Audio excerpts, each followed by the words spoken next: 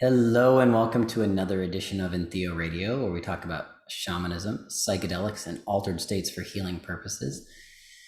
This is a consciousness podcast, and we are recording these episodes in this season 2022, and you are listening to Captain Hugh T Alkemi speaking with a very special guest today. We're bringing on Dr. Mel. Welcome, Dr. Mel. Thanks for having me, Hugh. I'm super excited to be here. I'm so excited that you're here. In fact, it's left me with an internal place that's like ready for more breath. So I'm going to take a deep breath before I read your bio.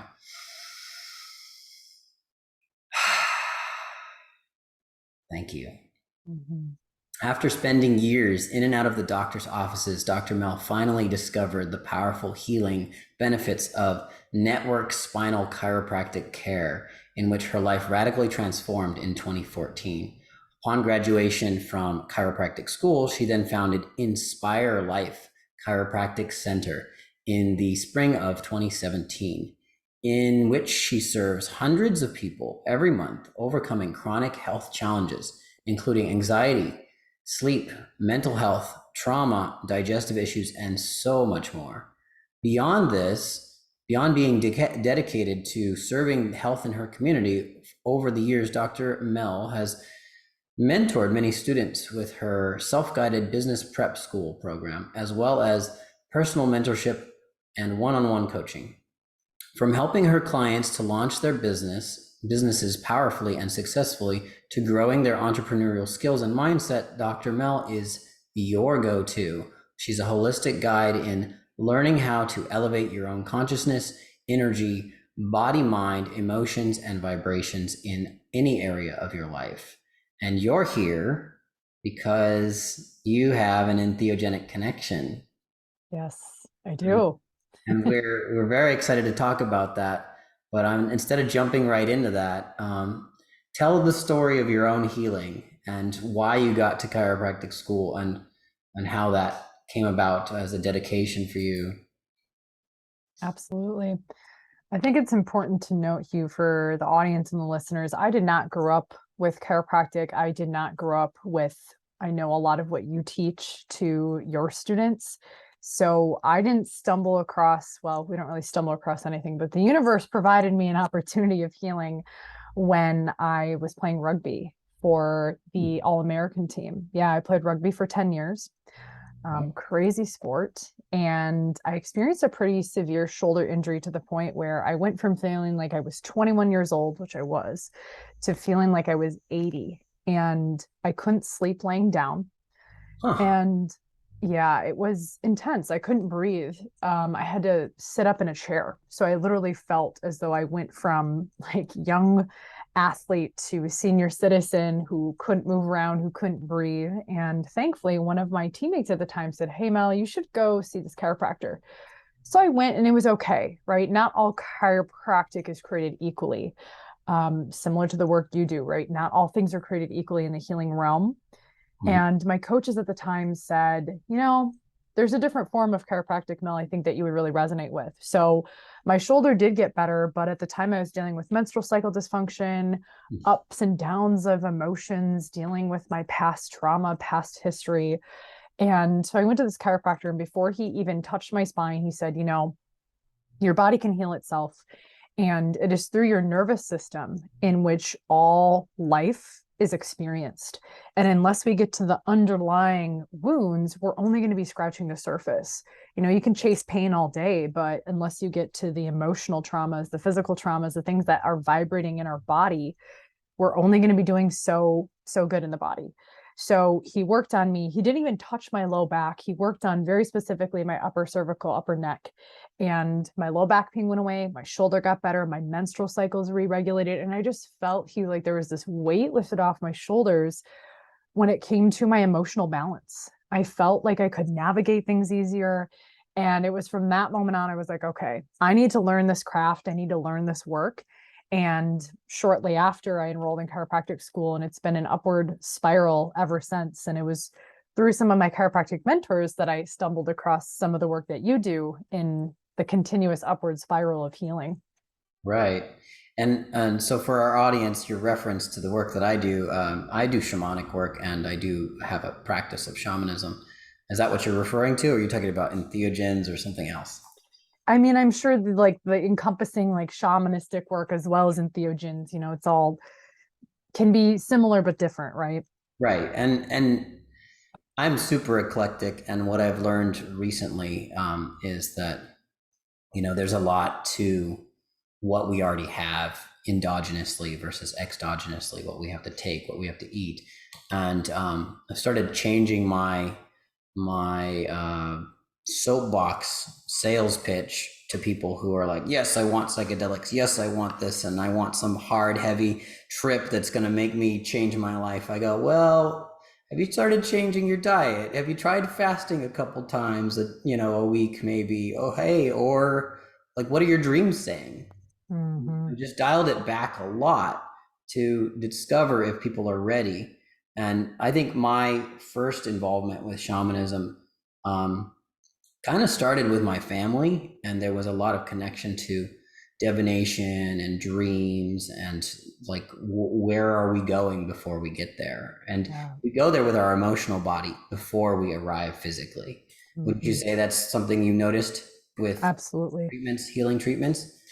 Yeah, and I'm grateful that you mentioned that, Hugh, because that exists within the chiropractic realm as kind of the I want the experience, right? I want you to do something to me to fix me. And that's when I say there's different forms of chiropractic, and really there's just different forms of facilitators and practitioners where it's important to ask those inner questions as far as the emotional body, or what have you done internally to get to a point where it can be an inner healing experience rather than this reliance on like, oh, I'm going to see this chiropractor and they're going to cure me, or I'm going to see this shaman and they're going to cure me. And that's why I really appreciate like the different questions you ask people and how you work with people. It's like, how do you get back into the more, I guess you could say, endogenous, right? Internal experience. So, yeah, 100%. I think the emotional vibration we carry can then show up in the physical reality that's right in front of us. Absolutely. So you have like a Western medical certification, so if you will, is it Yes, you medical? could call it. Yeah, What you is could call it that. it? What do they call that? Yes. Yeah, you could say I'm trained in the Western paradigm with an emphasis on how do you support the body healing itself. So we get in chiropractic school, people don't realize we're basically in medical school. We have a little bit less training in the pharmacology side of things because that's out of our scope. However, we go through all the same classes that medical students go through. And then we also place an emphasis, like you said, how does the food vibration impact your cellular physiology? How does sleep, how does meditation, breath work, that type of thing? So we go above and beyond on the holistic side to really support how does this body and can we support this body healing itself? So yes, I am a doctor. That is Right. my Yeah. Yeah. title. There you go. First, I'm a human though, right? Well, I guess a spirit, and then I'm a human.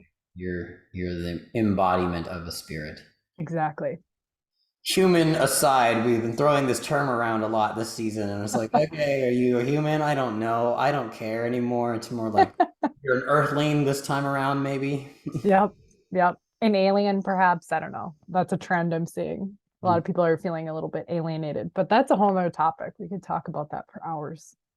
So, from coming from a place of the Western paradigm, being a doctor, being treated as a doctor, being seen as a doctor, and then like all of that comes with it, the societal pressure of everyone assumes you're going to do these things, and even I fell into it when I first met you. I was introduced to you by someone who's been on the show, a student and friend of mine, Lois Kofi, and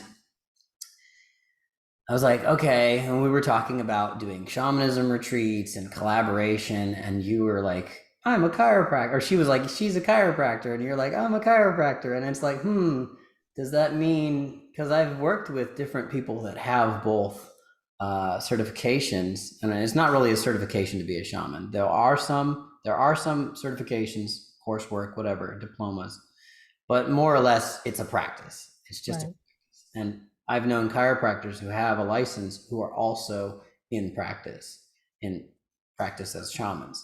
Right. So I'm thinking to myself, all right, we're gonna maybe do drugs, and then she's gonna, because we're altered, kind of pop up, and we're gonna feel better.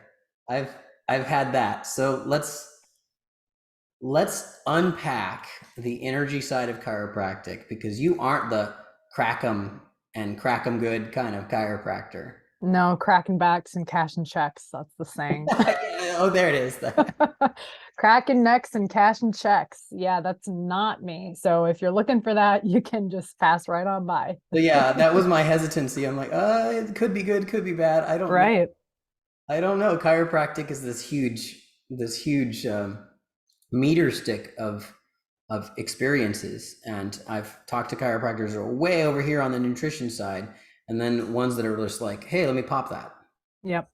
And Totally. and I think that maybe when you get to the middle of this measuring stick, you're kind of in the energetics of both ends. And Absolutely. I think I've had network chiropractic before. It's like breathy, right? There's a lot of Yes. breathing. Yeah. Tell us Breathy. I about love it. it. Yes.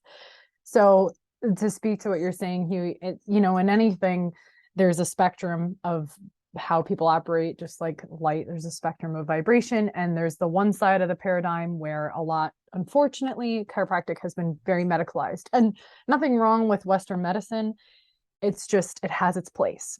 And on the other side, you can totally get out of the realm of chiropractic and focus more on nutrition coaching, which is cool. That's important. Food is vibration, it serves us.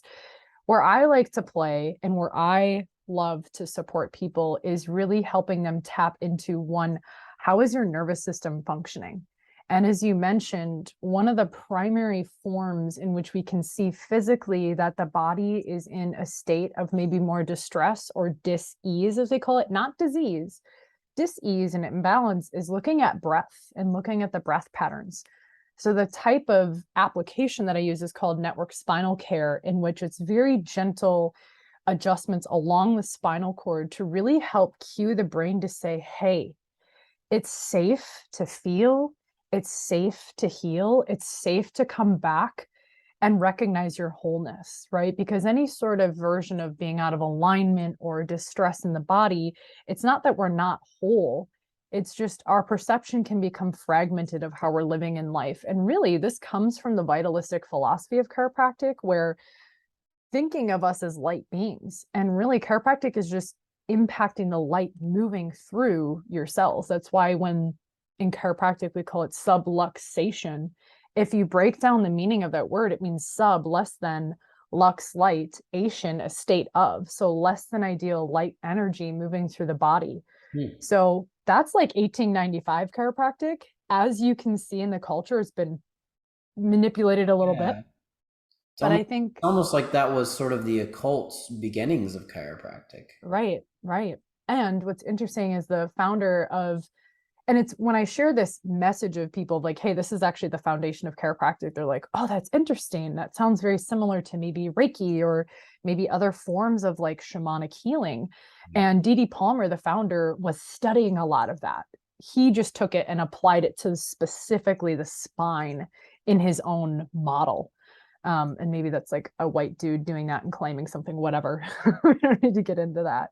Interesting. But network spinal is really focusing on increasing that breath vitality and the breath wave through the nervous system that can support creating safety, number one. And in safety, the body can start to heal itself, because without feeling safe in your own embodiment, you're constantly going to be thinking, is someone out to get me? Is my body always distressed? We're living in that more stressed, chaotic state. And through that, the functions of the body can start to decrease. So that's where I like to play in my realm of chiropractic. Interesting. Interesting. So, what does a normal session look like? Give us an example of how you would treat somebody just coming in. Yeah, absolutely. So one of the first things I'm looking at, not only balance and posture is huge, right? If people are sensing into this, if you think of stress, naturally you think of posture contracting, the body going into more defense and roundedness. So one, I'm looking at posture of the whole energetic system, not just where you have pain, because oftentimes physical pain can be referred from somewhere else, even emotionally, even spiritually. And then I look at what's their affect with me. Are they able to hold a conversation? Are their eyes moving away? So I'm looking at a lot of different neurological parameters that can tell me, does this person feel safe with me or not? And then from there, when we actually get into a session, Generally we start laying face down because that's, I can have access to your spine. And really I'm using my hands, to start and feeling the tone of the body, feeling the tone of the musculature, feeling the tone of the spine. There's a lot of tone and feeling that in the body. And then from there, I do leg checks and checking the balance of the whole body, which tells me exactly where to work, how to work. And every person's different. So someone who's maybe attuned to energy or has done maybe some energy work, they may respond and move a little bit more on the table versus someone who's in a highly distressed state. It's very gentle. So the contacts, the way I share it with people, it's no much more pressure than testing the ripeness of an avocado. And that helps cue the prefrontal cortex to pay attention. It's almost like teaching the body how to pay attention to things and feeling resourceful in moments of challenge. So not that we're coming in and cracking the spine, because if you're in defense and I come in here and I try to like force through that, the body oftentimes goes right back into defense. And that's where you get into this model of seeing the chiropractor for the same thing over and over and over again. So from the outside, oftentimes it looks like I'm actually not doing much. And there is energy involved. I am working with the nervous system field. So that's higher levels of care when people's body comes online. We know there's an emotional body, there's a mental body, almost like the koshas of yoga. We get to start to play in that realm too. Interesting. Mm-hmm. Yeah, I mean, I've been through the gamut of different chiropractic techniques and different chiropractors over the years, and what I noticed is once in a while I'll go back to the cracking necks and getting checks kind of chiropractors, just because I'll have like this insane amount of just inability to move. Totally. And it happened for me mostly last year when I got sick, and then I was in bed for a couple days with the fever, whatever was going around. I don't really want to put too many labels on it, but Right. I got adjusted, and then I got into the habit of it. I got like a subscription or whatever membership, and I was going and exercising, also lifting weights, and I would get adjusted, mostly my neck and hips. And what I noticed is that I could do almost all the adjustments if I just figured out a way to bring down my inflammation levels. Yeah. And so I now don't go to a chiropractor for the physical stuff. I see an acupuncturist. Yes. And they do the cupping, and then I just eat right, and my body will move of its own accord, Right. especially with breath. And Yes. my only tools that I really use lately, that I have at home, is like a foam roller and a couple tennis balls and a sock. Yep. Yep. And that's, and that's good enough. And it moves ribs back into place. It moves neck. It moves shoulders. And I don't have to do it every day. And I feel like not only am I saving money, but I feel safer doing that. Right. And I think speaking to that, when you're working with someone like you, for example, who is conscious of those other habits in their life, the body can actually learn how to self-adjust. And some chiropractors who are of more of the traditional model of moving the bone may get a little bit upset about that. And I'm okay with that. I've come to terms because a lot of what I'm hearing is like teaching the body, teaching someone how to become their own best aligner, best adjuster. And through teaching those principles, which is something I'm big on with my clients, they don't have to depend on me as much, because if you're so dependent on a practitioner, then aren't we creating the same model of Western medicine where it's like, oh, you can only feel well when you see me, right? Versus like, I want to teach you, and I'm just a facilitator of your own power. When you find maybe you're in a state that you can't access that learning.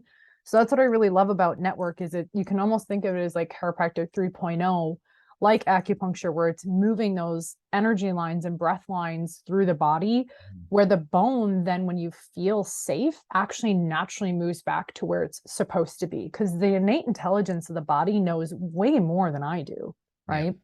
So I love that you speak to that. Yeah, and a lot of it has to do with breathing proper and feeling like I'm whole. Like one of one of my biggest mantras while I'm self-adjusting is like, I'm whole, I'm all I need. And then I just take a big inhale and I accept that I'm far from where I need to be because I'm in pain. And then I go through that pain membrane and it just moves. Mm-hmm. And so yeah, it's like it's about kind of like accepting where I'm at, providing myself with compassion for that painfulness. Right. One of my mentors in this work would say pain is intelligent at times because it gets you to pay attention to something in your life that maybe you're avoiding and running away from. And that's where I don't want to say I'm hesitant, but some of the traditional models of healing are like, get rid of the pain, get rid of the pain, adjust the pain away, when maybe that pain is there for a reason and it's inviting you to explore that part of your body deeper. Something I look at too is body metaphors, right? So all different parts of the body can relate to something emotionally. It can relate to something that it could be ancestral, right? And it's manifesting in the physical cells. So perhaps that pain is really a sensation that's inviting you to explore it. And it was when I discovered like that message and network was like, okay, I want to learn this model of chiropractic and let go of these other models that are really just kind of band-aids, honestly. It's like playing whack-a-mole because once you like knock one down, then it's just going to pop up in another form, right? Yeah, exactly. And I agree that you're touching on very shamanic arts and folk healing medicine stuff and energy healing. And Mm-hmm. also, like, I've noticed within the realm of shamanic healing, because they don't really in my opinion, appropriately label psychedelic usage as shamanic healing. But let's say we go to shamanic usage or healing usage and even recreational usage of cannabis. And it's the same process. It's like playing whack-a-mole. Let's put a band-aid on this part that is anxious, this part that is painful, this part that is not digesting properly and or not sleeping properly. And then it will crop up somewhere else. Like people might have no dreams, people might have forgetfulness, people might have lethargy, people might have dependency, and it's just trading. Mm-hmm. And that's not whole and complete. That doesn't meet any of my expectations for myself. So why would I recommend that to others? 100%. It's funny, I just thought of this when you said dreams, right? Dreams are definitely something that's important in processing. I mean, maybe it was the timing of our podcast, Lionsgate, yesterday. And then Yeah. last night, I dreamt that I was like on an ayahuasca journey. And then because I knew, I don't know, it was just interesting. It was beautiful. But I've never dreamt that I was on like a journey until last night. So anyway, you just mentioned that. I was like, oh, I should share that. I don't know why. I just felt called to share Yeah. that. I think I had a similar dream. There was medicine. There was like mushrooms in my dream.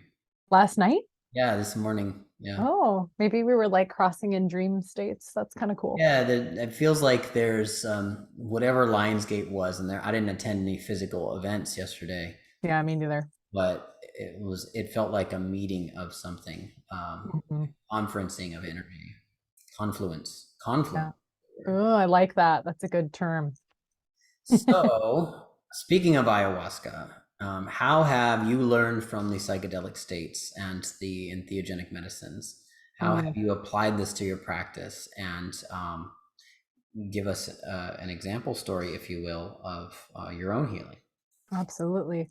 So the first time, again, the universe presented me an opportunity to learn from plant medicine, specifically psilocybin, it was definitely more, I don't want to say it was like super recreational, but it wasn't as intentional as some of the other experiences I've had with maybe a guide or learning from your course.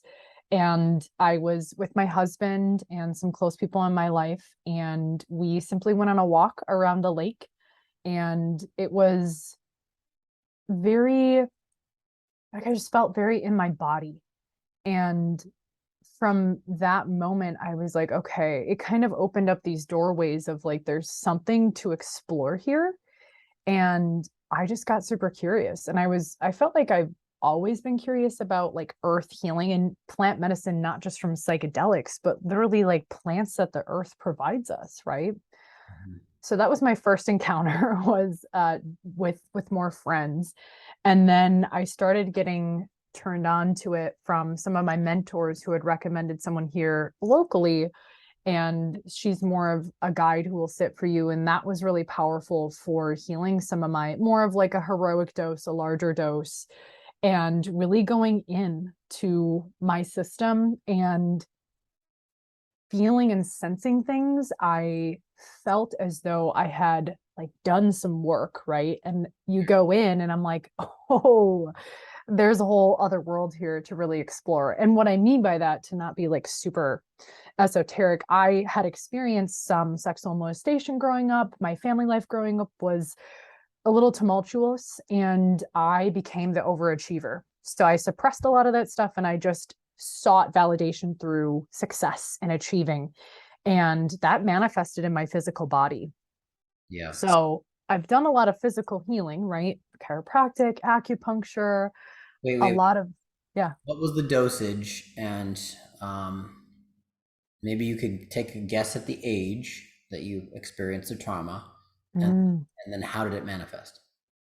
Okay, so the dosage, you're talking the first time or like the second time? The sitter, when you were with the sitter and you went inward. Oh, yeah. So that was about 3.5 Okay. grams. Yeah. And so I revisited that sensation in my body. I wouldn't say I was having necessarily visuals at that journey, but it was between the ages of 6 and 8 Okay. that trauma, it happened multiple times. Yeah. And anyone who knows, who has done any sort of psychedelic healing, like there's always doors that can be opened and closed. And at least for me, there's just a deeper level of like feeling myself, if that makes sense, like really being in my body. Right. Connectivity. Yeah, connectivity. Thank you. And sometimes I appreciate the words, you, because sometimes when I have experienced the healing from psychedelics, it's hard for me to put into words because I'm such a body person. I just feel the sensation. I feel the difference. So that was my first one. And then since then, I've done a number of journeys with different medicines, oftentimes partnered with psilocybin. I've worked with a lot of what you have supported me in, and even from a microdosing perspective. So I have recently shared that to the public because I think it's really powerful, especially, I'm taking that risk as a practitioner and sharing that, and have opened some of my clients' eyes to be like, hey, there might be something here for you, Yeah. right? And as you said earlier on, making sure that that person has maybe explored other things in their life as far as fasting or food or Right. breath work or being in their body more from like a different consciousness perspective. And for me, with psilocybin and microdosing specifically, because it's like you're doing your day, or the presupposition is that you will do your day. You will have, multiple microdoses in a row, and you're trying to, take a new perspective on how you do your day. Maybe doing it more conscientiously. I look at it like I'm going to the grocery store. I have just microdosed, and I'm going to turn my vision 90 degrees to 180 degrees, depending on the dose. And maybe I'll see produce on the shelf in a different color or in a different light or with a different perspective. Or I might even look at it like, I don't like to cook and make a mess, but I feel inspired. I feel creative. Let me use these things like an artist would, and I'll grab colors of different fruits and vegetables rather than being in the monotony of it, getting frozen food, reheating stuff, avoiding messes, like just breaking patterns. And Yeah. like, how like dogs, the good example is a dog. We are having this experience where we think a dog is interacting with us, hearing us, but they don't understand English for the most part. And Yeah. we say, would you like to go for a walk? And they go like this. Their perspective changes. Yeah, they turn their head. And I think that that's kind of where both somatically and psychically, as well as energetically, like on a soul level, microdosing does like a 30-degree head turn. That's such And, a great way of saying it. and the amazing thing is when you dose more, in my opinion, in assessment, your heart's down here, it's 180 degrees off the head. You can push your heart into where your head space is intentionally. And then you have a 180-degree looking vantage point. Yeah. What your life's like. Yeah. It's reminding me of some of the moments that I have chosen to have, microdosing be part of my day. And it's interesting. I'm often drawn to be very intentional when I travel, because I don't know about if you experience this, but I travel a lot. When I'm in the airport, there's just an energy of an airport. And even saying the word airport, people might be like, ugh. And I it's don't go really, to those anymore. I used yeah. to go to commercial airports. Do you fly private now? No, just kidding. I would like to, but Right. I just dropped. Yeah. It helps me feel really connected to the people around me and not get caught, as you said, in the monotony of like, just go through the line, don't look at people, don't make eye contact. And it's like, that's not how I want to live life. I want to be in my life. And I love this. I mean, it's really helping me paint a picture of, again, what I feel in my body is just being more present to the sensations of every single moment. At yoga, I mean, I had this really powerful, I don't know if I shared it with you. I had this really powerful experience where I did like a 6 a.m. yoga class, and I went and I started crying on my mat, just moving and flowing and breathing because of these words that this teacher was saying that normally I'd just be like, yeah, yeah, yeah, just kind of get on with it. Like, let's just get to the asanas, right? And it was just so moving. And it helps me, and it just helped me over the years of tapping into this type of medicine, like really be in my heart again, because I was drawn to it because I knew I was like doing all the work as someone who had gone through what would be perceived trauma. And I was like, okay, this is supporting, but I know there's something deeper here. I know I can be more in myself and loving of myself and be in my heart. And it's just really helped me feel more at ease, even in my day-to-day life, as someone who is supporting other people to look at things a different way, where maybe someone would say something and I get a little triggered. I'm like, I can breathe into that. I can be in that because I know I'm safe in who I am. And of course, we know, if you're at all in the culture, there's so much research coming out right now. Not that that necessarily matters for those of us who have experienced it, but from my science practitioner brain, it is pretty cool of what it does to the brain and what it's doing to the body for healing and all of that. Absolutely. Activating the frontal cortex and the creativity and the problem solving and the linguistic skills and the anti-violence that comes from psilocybin microdosing. Um, whew, it's a lot to take in from the like science standpoint, because we are in a, let's call it a psychedelic revolution. Yeah. And or better the revolution came in like the 60s and the 70s, and that's on other episodes with people who are in the elder community of the psychedelic sitters and stuff like that. But and then Tim Leary and Ralph Metzner, people like that, even Dr. Andrew Weil, who's here in Arizona. These guys were part of the revolution. We're part of the Renaissance. Yes. Well, this is like the pre-enlightenment. I mean, we're going through the beginning stages of the enlightenment period, and if we use this with responsibility, these tools with responsibility, rather than, I mean, I always use the analogies like we can take a hammer and we can murder somebody, and we can take a hammer and we can build something to keep people from murdering people, or we can take a hammer and block a murderer from trying to kill us with the hammer and use the hammer out of defense. So that's and I was using this analogy. It's a three-way sort of trinity relationship with a singular tool. And this is the way that in divination we see symbols, and the frontal cortex activates these awarenesses. So for example, like we can turn, and I'll use my ring as an example. We've got the Jupiter symbol on my ring. I love it. So there's the Jupiter symbol, and I don't know if it's frontwards or backwards in your view, but I don't know either. turn it upside down and it looks kind of like an H. Yep. And you can also invert it.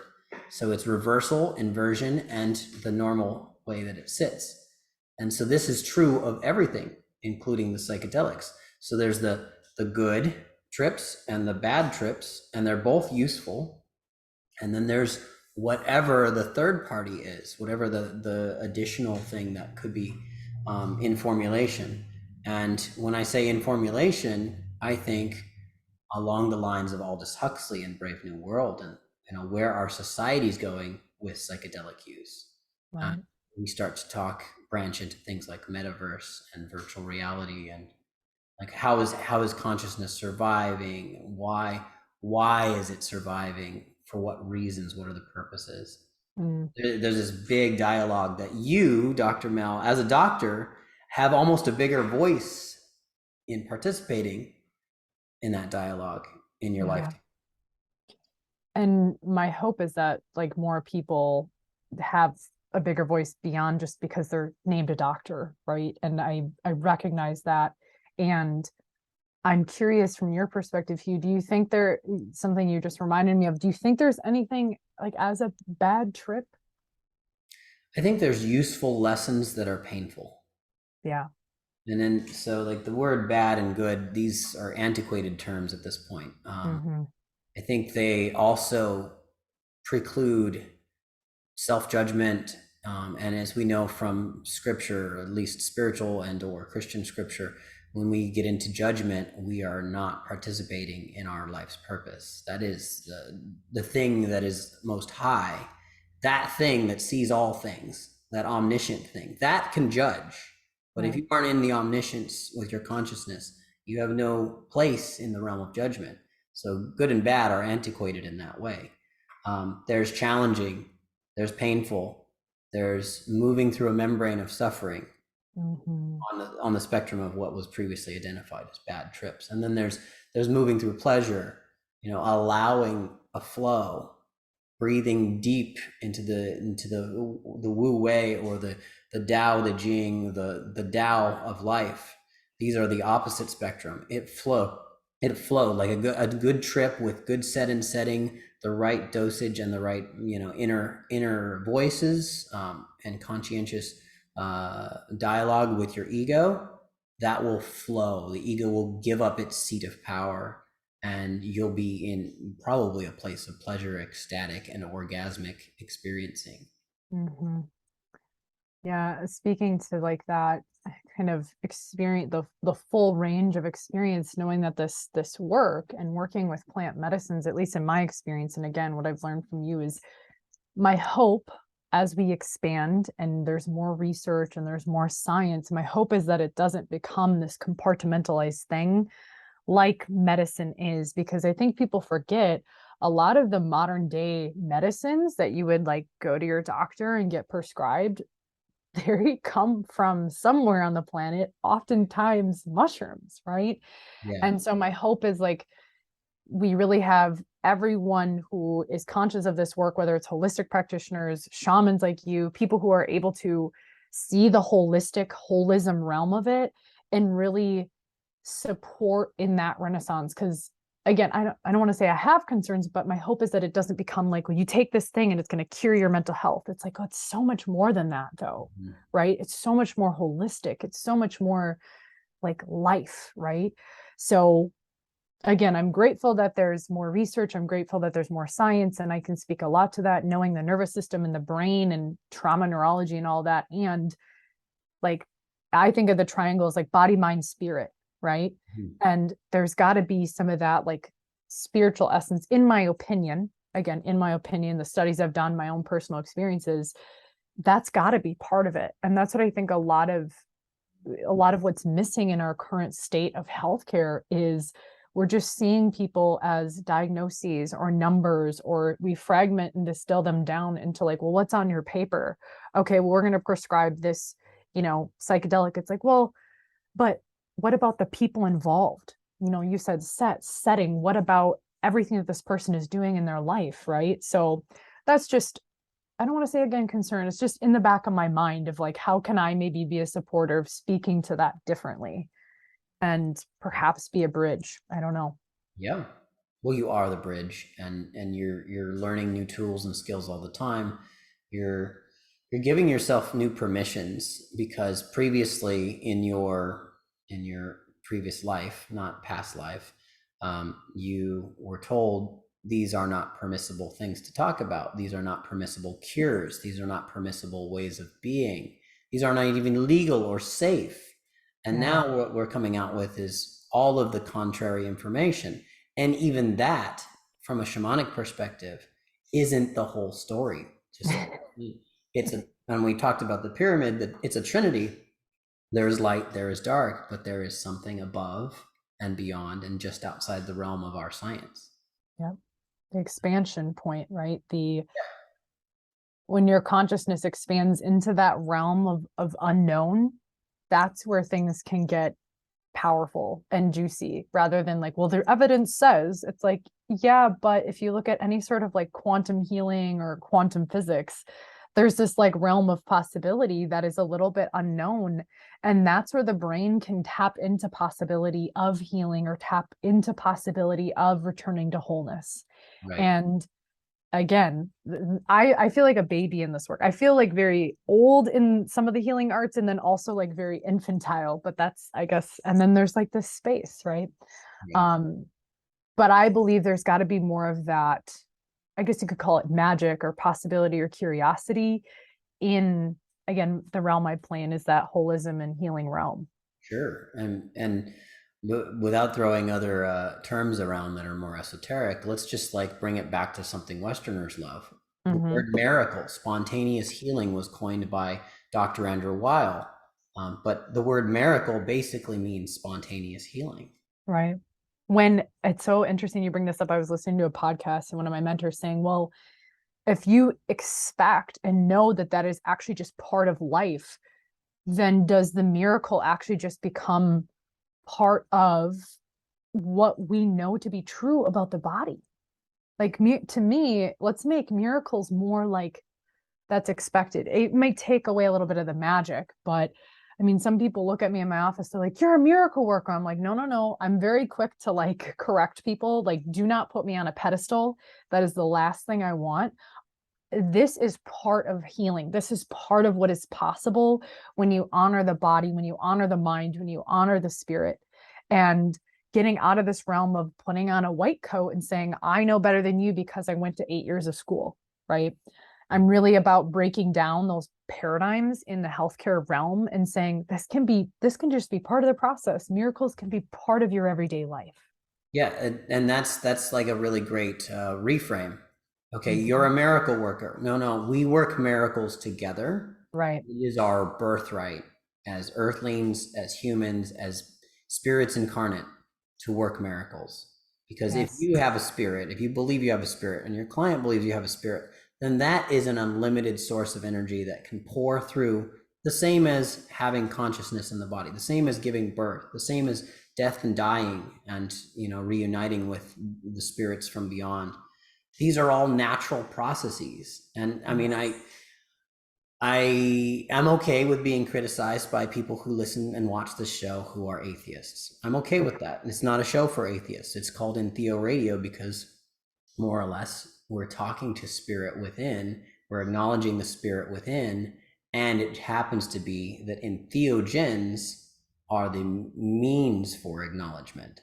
And what I'm realizing too is that entheogenic living doesn't have to do with taking a psychedelic substance. Entheogenic living might have to do with, like what you talked about, going to a yoga class and being able to move the energy in motion through your body, the emotion. Yeah. And I think, what this comes back to is intention. Yeah. And we know, again, people in the medical field call it the placebo effect. I would love to come up with a different term. I would love to come up, because the placebo effect gets results. So why are we not studying that? Instead, we study this level of like, well, these people took this thing and this is what happened. But there was this whole plethora of people where they just thought about it and they were just intentional and they spontaneously healed. No, that's not spontaneous. That's part of the laws of the universe and physics. Yeah. So I would just, I don't know, maybe we can come up with something. But point being, with all this, like, intention is so powerful. And I think, psychedelics and plant medicine can support what's already in you when it comes to living more intentionally. I know that when I choose to maybe go into a ceremony or journey or even just microdose, even that, I'm very intentional. When I take that into my matter, I set an intention because I know that I am in relationship with this plant that has a consciousness that I'm taking. And again, I'm a little bit more probably esoteric than some other chiropractors, but that's what works for me in my life. And what I encourage my clients to do too is, what if you could be more intentional, like taking a sip of water, thinking about, wow, where did this water come from? How is this water treated? With anything we take in, right?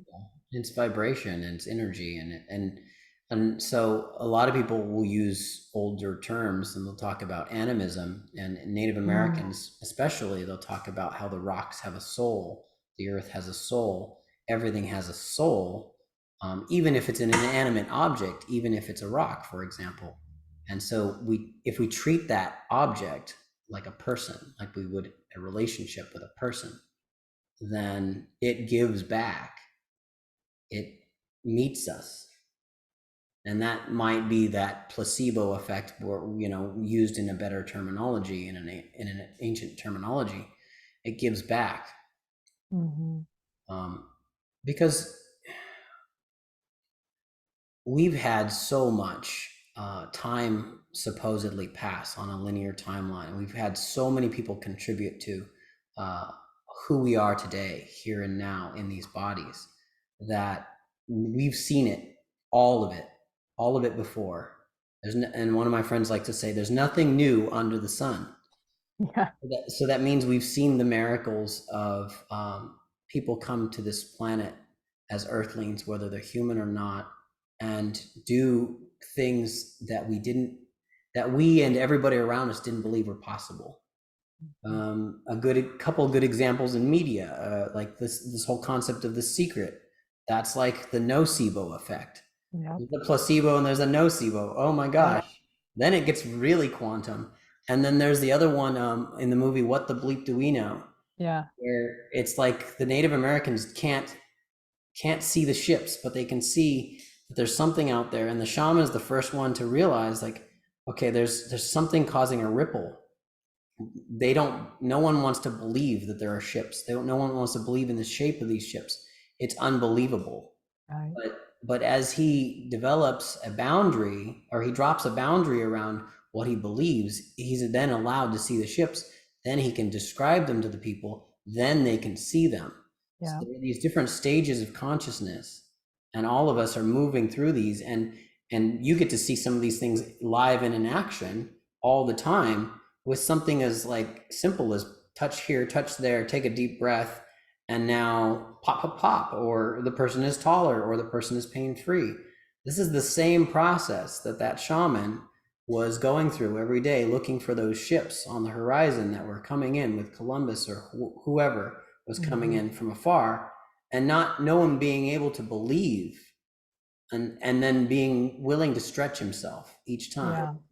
And then once he was credible, changed his belief system, shared that belief system, and it could have been a she too. I want to acknowledge that. Genderless shaman. Right. Everyone was able to like participate in this new part of the dream reality. They were in the consensus of, all right, there's something there. It looks like this. Then they saw it. I think we do this a lot in our culture, and we've been doing it with media quite often. And Santa Claus is a good example too. Like no one really sees Santa Claus in history, and then we presented it around that same time, that turning tide that your Palmer, D.D. Palmer, presented chiropractic as this full spectrum healing art that was more similar to ancient hypnosis or Reiki. Yeah. And then it got switched. We went from Santa Claus being this benevolent person that sort of was this culture or that culture. We recombined it for the Coca-Cola industry and the consumerization, and created an addiction out of it. And then it locked us into a pattern, and that pattern more or less enslaves consciousness. Encompasses and enslaves consciousness. And so like right now, because we're not yet in the state of decriminalization fully and legalization fully with these substances, it's really imperative that we set the bar, set the standard for people with consciousness, freedom, expression, and do it in a skillful way. And yeah, like what you mentioned earlier, relabeling the concept of bad trips. Mm-hmm. People can be like realizing that part of that, the major part of that, is the set and setting. Yeah. What did I come to the table with? And this discussion yesterday, I had two different individuals, two different women. The first one was like, she's talking about how a young girl, teenage girl, took like 8 hits of acid, and she took it from a difficult place. Like she had just had a breakup with her boyfriend, and that's probably the wrong place to enter into the set and setting. Yeah. But then, her friends were called instead of the cops, instead of going to the hospital, instead of getting the stomach pump, and they sat with her, they let her process, and they sang "Row, row, row your boat gently down the stream," which is a really cool song, kind of conscientiously to think about how life works. And it got her through the process without any of those difficult challenges that might also have further induced trauma. Absolutely. And then this other lady I was talking with, she went and got over $4,000 worth of ketamine therapy. So she's paying the therapist for multiple sessions of ketamine. And I'm just like, and could you describe the sesh? And she's like, yeah, I came to a doctor's office, I took the ketamine, and then I, relaxed for an hour, and they sat on their laptop typing and taking notes. And I'm like, geez, that also isn't the right set and setting. Right. But that's what those doctors are allowed to do right now. Right. So it's like buying a really nice sword and then hanging it over the fireplace, as a mantelpiece. Yes. Yes. Why make a sword? Yep. No, that's perfectly said, Hugh. And that's kind of what I was alluding to earlier, and you just put it into probably more eloquent words, is there's a spectrum of like, if we're talking about plant medicine, right? And that was what I was and still am looking at is, okay, is this just going to turn into the same consciousness and patterns in the universe that we're seeing? Because set and setting matters, and the energetic state of the person can matter. And thankfully that girl had support, right? People to maybe shift her consciousness, and medicine can shift in the body. So I think, one of my big visions is to really like keep returning and supporting people and returning back to like being with the earth, being with, I worked with some shamans in Peru, and like they always just said, have a relationship with Pachamama, have a relationship with her. And that alone, can be so supportive. And even thinking about, okay, if we're going to be engaging and having a relationship with plant medicines, I guess from my practitioner brain, it's like, and can there be some return to maybe how they were originally used and honored, and not to like culture appropriate or not to colonize it, but I just, again, is it going to be all for profit?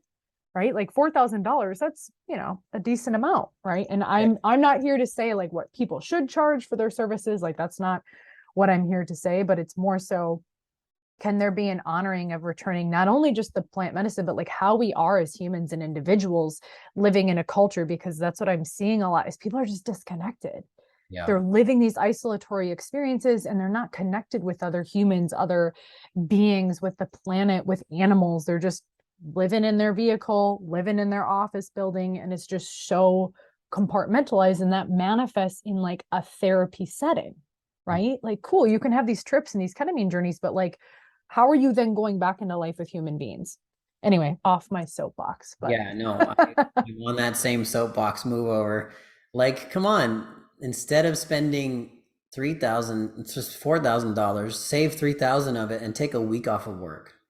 Exactly. Take a week for yourself. Like, give yourself a fasting day, give yourself a dancing, singing day, give yourself an art day, give yourself a walk in nature day. Stop the thing that props up a society that's giving us the symptomatic sicknesses, the dis-ease. Stop doing that. Right. I tell people, like, plant a garden, eat your own food that you've grown, collect rainwater, like, be a real participant in the things that will give back to you. Right. because at the end of the day, you can go to the grocery store with your check from your work on the weekend, which is a funny little nomer. After spending a week getting weaker, you go to the weekend where you have 2 days to rest and recover. But really, if you're trying to get a great project done, you should never stop until the project is complete.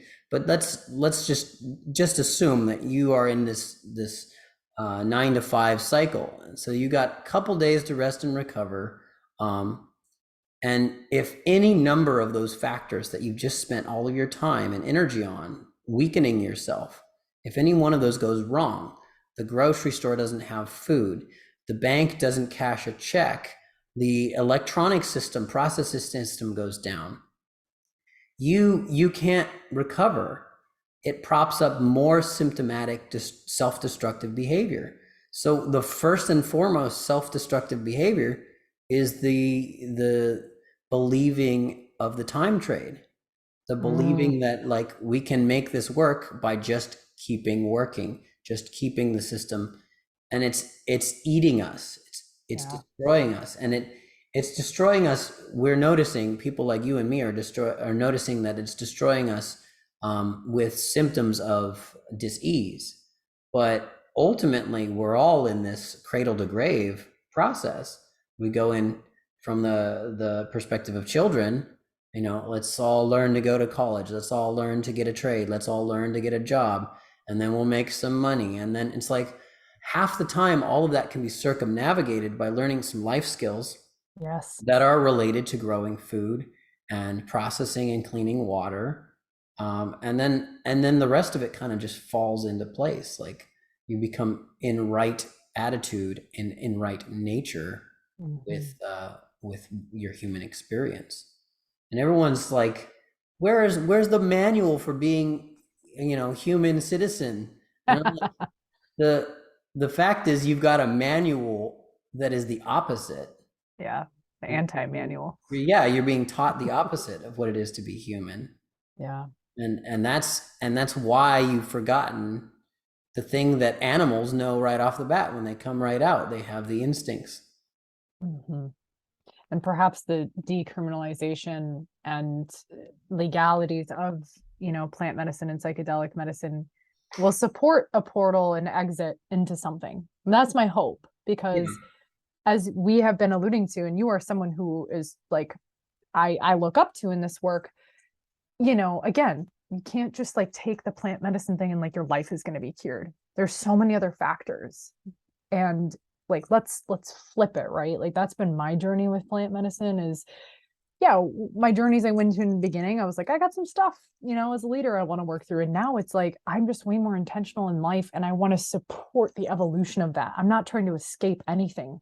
I want to embody all of it and keep expanding into like who I know to be true of myself, and not run away from like this life that I've created that I hate.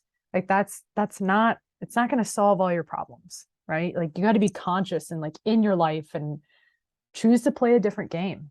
Absolutely. It feels to me when I listen to you speak, that we get to use the word power Yeah. in my tradition, and I would encourage you to unpack that word for yourself in your meditations and your practice personally, because I'm hearing at the back of my mind, absolute power corrupts absolutely, right? We've heard that concept. But what if every time you get power, and you have power, Dr. Mel, you are, especially with this, just the title of doctor gives you power over people in this culture. Yeah. As long as you keep rejecting that and saying, no, it's not that it's not enough. It's that I don't need that to be more powerful. Mm, I don't need the power to consolidate. I need it to flow. yeah. And it will flow inward and it will flow outward in equal relationship. Mm. And then Look you at go you. deeper, and then you go in, and everyone around you goes deeper. And when you guys come back to the community situation, the tonal, the reality that we live in, the waking dream, it will be communal by nature. It'll be sharing by nature. Mm. Whereas what we've been taught, and this was illustrated in the Itzhak Beery conversation I had a couple weeks ago, that podcast, we are the eagle. We're, predators. We are going to swoop and claw and steal the fish out of the water, and we're not going to share that. We'll build our own nest and fight off other people, territorial eagles. And look at the symbol for our culture here in the United States of America. It's the eagle. It's exactly that. He's like, condors aren't like that. That's the symbol for the South American Andean culture. Yeah. They share. They're scavengers. They take their share, and they don't have these territories that they have to fight and defend. And so we're in this sharing of the skies right now, where the transition is coming to a different time, to a different consciousness. And you're either an eagle or a condor, or you're both. And I think people like us are in the both of it. Yeah. And so now it's like, all right, when is one appropriate and when is the other appropriate? Right. Yeah. Thank you for that. That's a great reminder for me. And my intention, like with that doctor title, is to empower others with a potential perceived, title platform at this time, and really support people in rising into their own power. But I appreciate that reminder. Yeah. I mean, you have power, and you keep honoring me in this conversation. I appreciate it. That acknowledges how your power is flowing outward. Flowing outward, it must be flowing inward too, because it goes in all directions, inward, in a limitless way. So you also empower others. It was in your bio. You're a coach.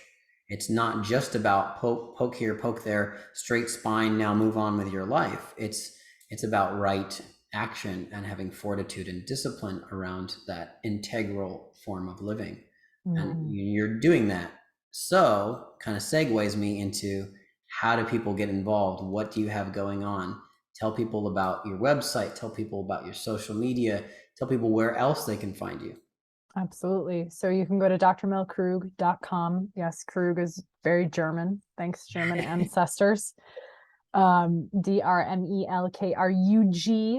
And you can also find me on Instagram. I'm pretty active on there at Dr.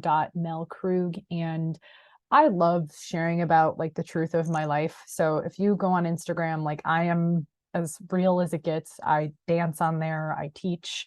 And a couple of the things that we do for community, if you are local to Minnesota, Ashley, my office manager, she puts on a breathwork class every couple Saturdays, so either second or third Saturday, and that's donation based. Because as we've been talking about, breath work and learning how to breathe properly is really powerful. So we want to be able to pass that on to the community. And my team and I have also been creating more immersions. So we have a relationship with Arc Retreat Center up about an hour away from the Twin Cities, and people have flown in and done 4-day immersions with us, where it's healing, it's learning. We get to eat homemade food. We get to hang out with the people on the land, and it's pretty cool. So that's coming up in November. But if you follow me on any of those platforms, you'll see what I'm up to and creating in my life and inspiring others. And then my office, if you're curious, for network is Inspire Life Chiro Center. So Inspire Life, breathe life. Inspire life. Yeah. Inspiration. This is one of the things that like I can really relate to Christians on, because it is a principle in a lot of Eastern philosophies. Prana is the life force. And again, in the beginning, what did they do? This thing had to breathe. The creator had to breathe, and kind of like made word, which was like saying breath equals vibration equals all of this. Yes. And so inspiration comes before that, of course. You got it. You got it. And it's this light dark thing, because there's going to be I want to say expiration, but inspiration, expiration. I didn't realize that till just now. But also we exhale, right? We say inspiration, expiration. Wow, that's interesting. I love seeing your brain at work. Like that's how I feel like I think sometimes, and it's fun to like connect with someone who also is like the microcosms of the macrocosms. Maybe my next business will be exhale, because inspire. What's despire? No, despire life. Exhale life. I'm sure there's respire too, that means to rest, which is actually in the Bible. That's what he did on the seventh day. He, it, they, them. They, them. Whomever. Everybody get out there and meet Dr. Krug. Yes, we I can. avoided your last name because I was like, oh, I'm gonna Oh, trust me, I've had sniff on people, it. yeah, I've had people say Krug, King, even when I told them, and then like they're like, and Dr. Mel Krug. I'm like, yeah, here I am. I don't really care. It's Feel just like enough. you're probably bigger than me because you played rugby and all that. Now it No. just feels like, you crush me or something. I'm only 5'5". Okay. I'm not that tall. I have a lot of muscle though. So yeah, Yeah. I could probably take you out. Yeah. You must.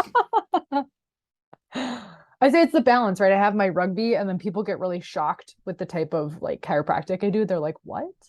I'm Right. like, "It's the balance, right? Yeah. I can access my masculine or a form of feminine and then like over here, it's just I get to play in all of it."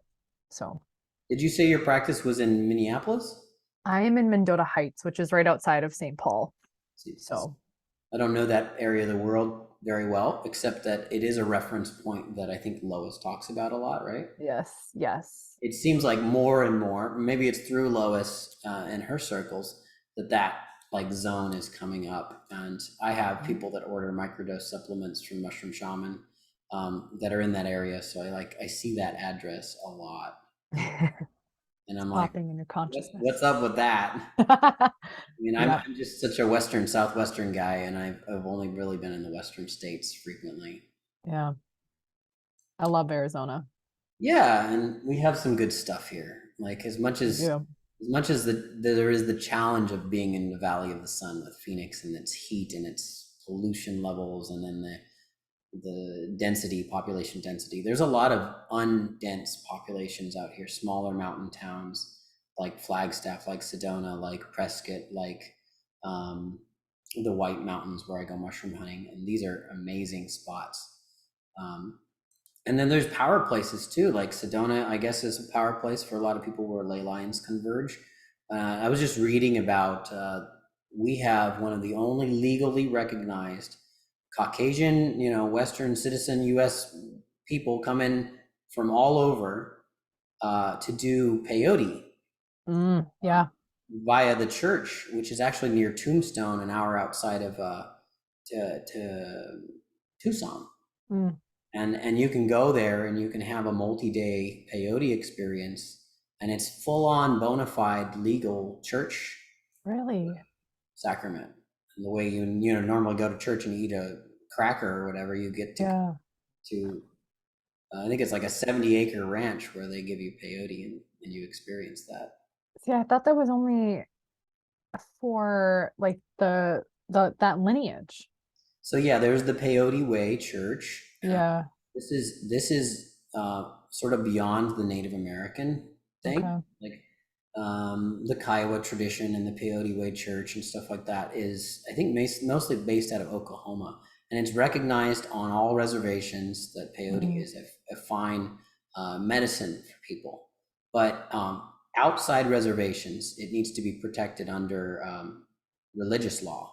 mm, The one here in Arizona, I think it's called like the Peyote Way Church of God, and we got all capital letters and stuff like that. And so the filing for it is appropriate enough to protect people that want to have that experience. And I mm. think even in Utah, there's a church like that. Colorado, it's not required, but I think there are churches out there. Especially originally, there was like a cannabis church and stuff like that. All right. Feel like there's stuff cropping up all the time. Santo Daime is one of those things too. Like the Unio de Vegetal and the Santo Daime are ayahuasca churches that are actually recognized. I think one in LA and one somewhere else. Mm. You've done ayahuasca, right? Not the type that a lot of people think. It's been in Ma. It's been in Okay. like Ma chocolate. Ma is a combination that's like an edible, I guess. Yep. Yep. But yeah, so the classical ayahuasca is a drink, and they provide Right. it as a drink in a church service, at least in LA, but more so culturally in Brazil, like it Yeah. in Brazil. Yep. And so we recognize some of these places, which is really cool. Yeah. Religious spots that people can have experiences.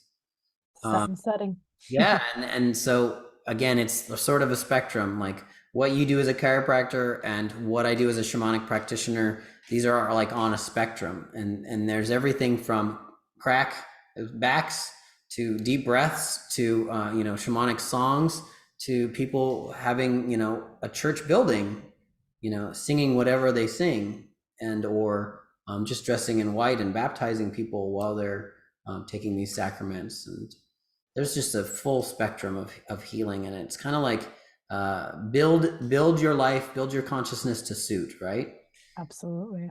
And I think most people who are really seeking will find the right way. And those who are really seeking, and this is one of the biggest things that I can do, and maybe in part as a lesson in this conversation, is to say no to a lot of people that are seeking because it's popular.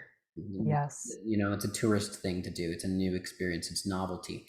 And McKenna did talk about novelty, but Terence McKenna is really interesting. I don't know if you heard him speak before. Have you heard him? Like briefly. Yeah. So he's kind of like this weird grandfatherly figure, sage wisdom bard guy who talks a lot about psychedelics and how to use them. He talked a lot about DMT, talked a lot about mushroom tripping, and he's the originator of heroic dosing with magic mushrooms. I don't know if I really agree with the whole heroic dose protocol, which is set and setting, dark room by yourself. That doesn't seem appropriate. It's great for a psychonaut. It's great for somebody who's experienced. And again, your dosage, heroic dosing, because of mushroom species, who knows whether or not it's appropriate to take that quantity. Maybe your body weight is different than right. So be kind to yourself and personalize, customize. But what Terence McKenna would always say, and I think he was highly intelligent, and he was also probably a little bit watched and co-opted by the government here in the United States, probably CIA, FBI, because there were different spots in his storyline throughout his life that he had run-ins with them, especially while traveling internationally. And then, he looked like he was in trouble, and then he came back to America and he's lecturing at Esalen and stuff like that. Yeah. So there are things that he says that I think the experienced consciousness traveler and the experienced psychonaut and the above average person that's sober enough to listen and then also to experiment, they'll see him say equal opposites.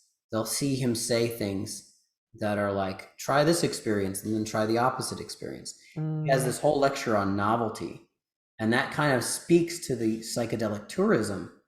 But then he spends lots and lots of time dissertating about his personal experience with these indigenous peoples, with these indigenous cultures.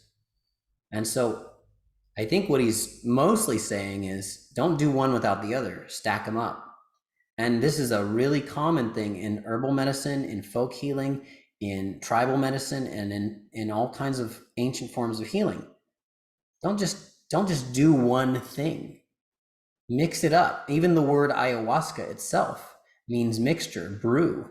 Yep. And we're taking things like you talked about. Ma is a combination of things. Yeah. It's really rare that somebody eats just one thing. Yeah. This plate, this dinner, or lunch plate that is a combination. Well, that's life, right? Right. It's not just one vibration or one skin tone or one thought pattern. It's a spectrum of light, right? You got Roy G. Biv. Right. And we talked about light, and light is a color spectrum. We're never just black and white in the experience of life. Yeah. Maybe like you get ends of the tunnel in the beginning and the end of life, and you get a coating of life as all light, in that corridor of changing bodies or going to heaven or wherever. And then you get a coating of all dark, and these things that pop culture likes to suggest are hellish visions. And again, we kind of go back to what we were talking about: good trips, bad trips. And all of this seems to be coded with the psychedelic experience and consciousness expanding and contracting, and then inspiration, expiration. It's the infinity symbol right? Yeah, The yeah, yeah, dance. yeah. That's why I Absolutely. like that symbol so much because it can be used in so many different. I like using shapes to teach. So when people are teaching or I'm teaching, I just always think of different shapes. That's how my brain works. Yeah, and if you look at that infinity symbol as a three-dimensional or more object, like say a four or five-dimensional object, it's like Yeah. a toroidal figure, Yep. right? It's Yep. almost like if you took the infinity symbol and you spun it like a top, and Yep. the center of it was open, it looks like a toroid, a torus. Yep. Exciting. Ah, This, love this stuff. this is for everyone who's listening. This is probably what she's doing when she's tapping on you. She's like imaging on Well, your sacred geo. you got onto the secret, I Hugh. did. I caught it. I could see it. Like, I mean, no, that is, yeah, that is part of it. Um, I just don't always share that, but with new people, because they're like, wait, you're opening up portals and toroidal fields in my body? Yes. yeah, but they're doing that all the time in science now. That's part of like Yeah. CERN's protocol. Yep. I think it's again understanding like quantum biology is becoming more of a mainstream concept because I've been studying quantum physics. That's what got me into chiropractic. Yeah. But that's for episode 2. I love that idea. Quantum biology. I'm going to have to meditate on Oh it. yeah, I'll send you if you read, I have some books that are really cool to read on it. I read a lot, actually. Okay. I I'll have to send read it to you. because I have to Yes. interview gals like you. So, in Theo Radio, we're going to sign out. Thank you so much, Dr. Mel, for being on the show. Thanks for having me, Hugh. This has been another episode of EntheoRadio, where you can find our products and our information out there through our sponsors, mushroomshaman.shop or Mushroom Shaman brand. Just look us up, mushroom and then the word shaman. Often connected in search engines. You can find also Alchemy Gold products like Ormus and other tinctures that are formulated by yours truly. Alchemy is spelled ALKEMI.gold. And then find EntheoRadio. Most places you can find podcasts, including on Odyssey, where you'll get the video of this conversation at some point in the near future. Generally, you'll find the audios first. So again, EntheoRadio, ENTHEO radio. And you can find us everywhere except maybe Amazon's Audible, but everywhere else. This is Captain Hugh T Alkemi signing out.